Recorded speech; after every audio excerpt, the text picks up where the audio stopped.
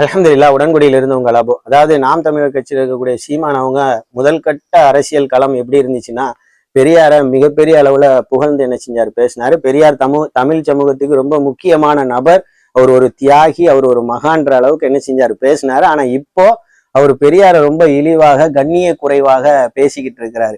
அதே நேரத்துல பழனி பாபா கூட ஒரு வார்த்தை சொல்லியிருப்பாரு, பெரியாரும் அம்பேத்கரும் புறக்கணிக்கப்படுகிற அரசியல் களம்ங்கிறது தமிழ் மக்களுக்கு எதிரானது, உங்களுக்கு எதிரானது அப்படிங்கிற பதிவை செஞ்சிருப்பாரு. இப்ப அதே பழனி பாபா என்ன செஞ்சிட்டாரு, அதை பேசிட்டு பெரியாரை பத்தி எந்த இடத்துலயும் பழனி பாபா தவறான செய்திகளை பதிவிடல. அவரு காலஞ்சென்று போயிட்டாரு.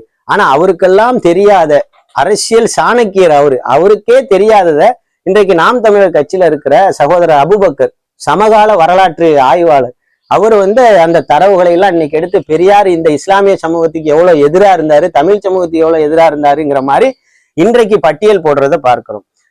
சகோதரர் சீமான் அவங்க ரொம்ப கவனமா காய் நகர்த்துறாங்க அப்படின்னு தான் நம்மளால பார்க்க முடியுது. ஏன்னா இஸ்லாமிய மக்களை கொண்டே பெரியார மேடையில இழிவா பேசுறதும், கண்ணிய குறைவாக பேசுறதையும் நாம என்ன செய்யணும் பார்க்கிறோம். ஒவ்வொரு காலத்திலேயே அவர் முகங்களை மாற்றிக்கொண்டே இருக்கிறார்.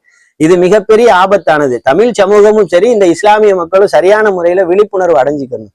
இந்த இடத்துலதான் சகோதரர் அபுபக்கர் சொல்றாரு, பழனி பாபா சொன்னதை சொல்லுவாங்க, ஆனா பெரியாரை பத்தி பழனி பாபாக்கே தெரியாததெல்லாம் நாங்க இன்னைக்கு தோண்டி எடுத்துட்டு வரோங்கிறாங்க. அப்ப நம்ம சில விஷயங்களை பெரியாரை பத்தி பேசியிருந்தோம். அப்ப சொன்னாங்க, நீங்க பெரியாரை பத்தி படிங்க, அப்பதான் தெரியும்னாங்க. என்னோட கருத்து என்ன தெரியுமா, நானும் இன்ஷால்லா பெரியாரை பத்தி படிக்கிறேன். ஆனா பெரியார் ஒரு வார்த்தையை சொன்னாரு, இன இழிவு நீங்கள் இஸ்லாமிய நன்மருந்து. ஆதிக்க வர்க்கத்தினர் இழிவா பார்த்தாங்க இல்லையா, அந்த மக்களை பார்த்து பெரியார் சொன்னார், நீங்க இனத்திலேயே இழிவா பார்க்கப்படுறீங்க, உங்களுக்கு இஸ்லாம் தான் நல்ல மருந்துன்னு சொன்னார். அப்படி இஸ்லாத்தை பற்றி நிறைய நல்ல கருத்துக்களையும் தெரிவிச்சிருக்கிறார். பெரியார் ஒரு கருத்து, அவருடைய இஸ்லாத்தை குறித்து அவர் கருத்தை பதிவு செஞ்சாரு. அவர் கடுமையா சாடினாரு பேசினாருங்கிறதை விட அவர் கருத்தை பதிவு செஞ்சாரு.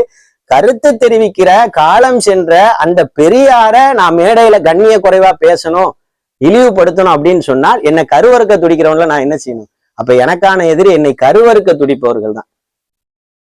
என்னை மட்டும், என் சமூகத்தை மட்டும் அல்ல, கிறிஸ்தவர்களை, இஸ்லாமியர்களை, நடுநிலையான இந்து சகோதரர்களை, ஒட்டுமொத்தமான தமிழ் சமூகத்துக்கும் எதிரானவர்கள், கருவறுக்க துடிப்பவர்களை தான் நான் களை எடுக்கணுமே தவிர, இன்றைக்கு நான் பெரியார் மேல பழி சொல்லிக்கிட்டு என்ன செய்யக்கூடாது, இருக்கக்கூடாது. சொல்ல வேண்டிய காலமும் இது இல்லை. நானும் இன்ஷால்லா பெரியாரை பத்தி படிக்கிற, மக்கள் மன்றத்துல நல்ல செய்திகளை எடுத்து வைக்கிற, அல்லாஹ் நன்மையை நோக்கி பயணிக்கிற நல்ல மக்களா உங்களையும் என்னையும் ஆக்கட்டும்.